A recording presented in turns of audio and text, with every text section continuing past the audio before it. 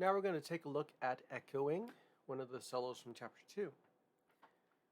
And on this, again, we're going to do just a little brief analysis. So we can note that it is in the key of C major. And both hands are actually going to be in C position as well. So it's just in C position.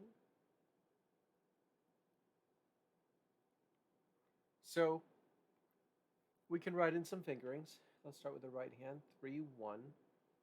If you want to write in all the fingers, you can. Okay. Or you can just do something like this where I'm writing the fingerings when the direction changes. So 3, 1, 2, 3, 4, 2, 3, 4, 5. It's probably enough information just to have that. 3, 5, then it descends. 2, 4, and then 1, like that. The right hand repeats. 3, 5, 2, 4, 1, 3, 5, 3, 1. So with that, let's try the right hand by itself, starting on E.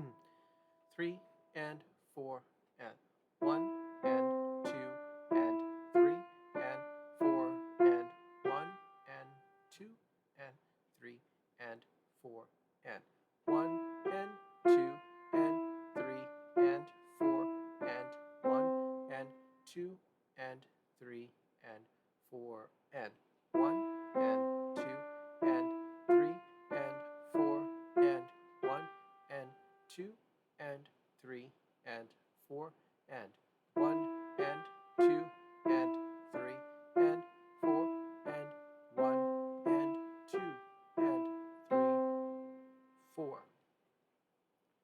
So now let's take a look at the left hand. Left hand's also in C position, and I can do the same thing. I can just write in the changes of fingerings. 3, 5, 2, 4, 1. It's exactly the same as the right hand.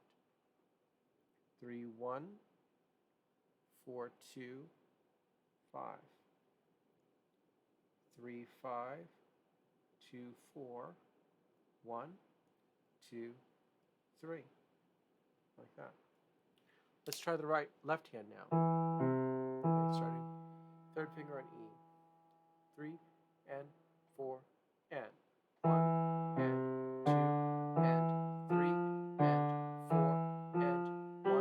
and 2 and 3 and 4 and 1 and 2 and 3 and 4 and 1 and 2 and 3 and 4 and 1 and 2 and 3 and 4 and 1 and 2 and 3 and 4 and 1 and 2 and 3 and 4 and 1 and 2 and 3.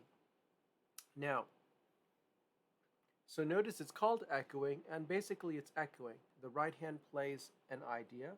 We could call this idea A.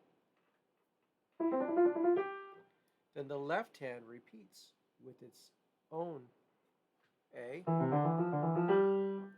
And then the right hand does, let's call it a response, B.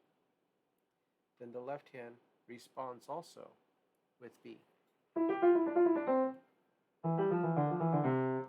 And then the right hand does A again, which is repeated, echoed in the left hand.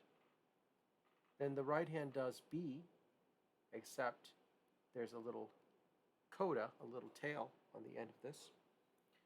But on this last iteration, it's the left hand's playing as well. So I'm highlighting the notes where both hands play together at the ending. See? So the left hand plays G, then F, then E. The right hand plays E, then D, then C. So we're going to ignore the eighth notes for now and just play the notes where I've highlighted it in blue. Okay? So we have G and E, then F and D, and then E and C, like that. 1, 2, 3, 4. 1, 2. Ready? Again. 1, 2, 3, 4. 1, 2. One more time. 1, 2, 3, 4, 1. Because this is the only part that's a little bit tricky. And now let's add the eighth notes.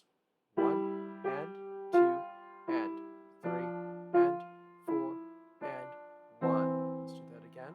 And 1 and 2 and 3 and 4 and 1. And now we'll do it including all the eighth notes in the final measure. Ready? And 1 and 2 and 3 and 4 and 1 and 2 and 3, 4. Again. Ready? And 1 and 2 and 3 and 4 and 1 and 2 and 3, 4. And now we're going to try playing this very slowly, starting from the beginning. 3 and 4 and 1 and 2 and 3 and get the left hand ready and 1 and 2 and 3 and then the right hand plays 1 and 2 and 3. Get your left hand ready. Ready on E. 1 and 2 and 3. Now the right hand prepares E and 1 and 2 and 3 and 4. Left hand on E. 1 and 2 and 3. Right hand prepares on E. 1. Now we walk down to F and step down to E. And 2 and 3 and 4 and. One thing to note is both hands always start with E. Always. So notice how the right hand starts, third finger on E, third finger on E, third finger on E, third finger on E. The same for the left hand, third finger on E, third finger on E, third finger on E. So we're always entering on an E. Okay? Now I'm going to play this a bit faster. It's going to sound like this. 1 and 2 and 3 and 4.